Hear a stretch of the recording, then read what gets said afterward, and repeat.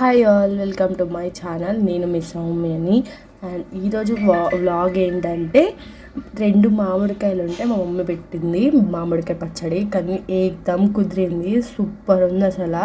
మీరు తింటే మాత్రం ఈ రెసిపీ మాత్రం చూసి చేసుకుంటే మాత్రం అసలు పచ్చడిని అసలు విలువడు అంత టేస్ట్ ఉంది. అండ్ ఎలా చేసిందో మా మమ్మీ స్టైల్లో చెప్పేస్తా చూడండి. ఎల్లిపాయలు 100 గ్రాములు దాంట్లో వేసుకోవాలి. చెటాకు ఆవాలు అండ్ చెటాకు జీలకర్ర, మెంతులు ఒక 10 ఇత్తులు. అండ్ ఆ మూడింటిని మంచిగా వేపుకోవాలి. లైట్ రోస్ట్ ఇట్లా చేసేసుకొని మిక్సీ పట్టేసుకొని దీంట్లో వేసుకోవాలి. అందులోనే మా మమ్మీ కొంచెం కారం వేసింది. ఆ కారం జస్ట్ అట్లా మిక్సీ అవుతుందని చెప్పి అట్లా వేసేసి దీంట్లో వేసింది ఫస్ట్.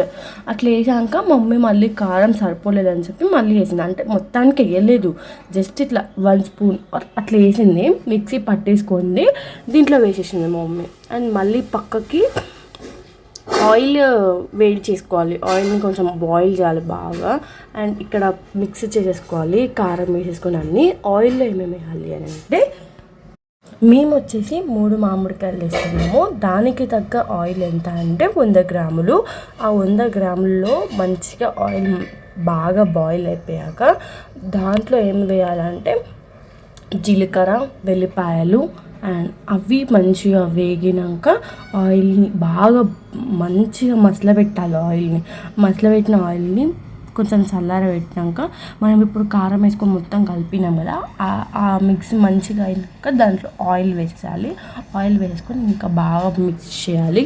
మిక్స్ చేసేసాక ఇంకా స్టోర్ చేసేసుకోవడమే. అండ్ మెయిన్ పార్ట్ వచ్చేసి మనం అన్నం వేసుకొని తిననే కదా, మా మమ్మీ ఇంకా కలుపుతుంది దాంట్లో అన్నం వేసి.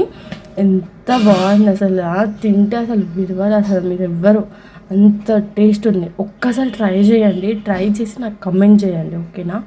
అండ్ మేము తింటున్నాము, ఎంత సూపర్ ఉంది అసలు.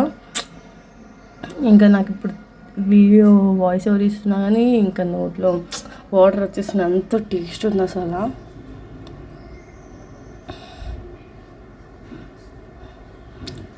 మళ్ళీ 3 days అయ్యాక మళ్ళీ తీసుకొని చూడండి.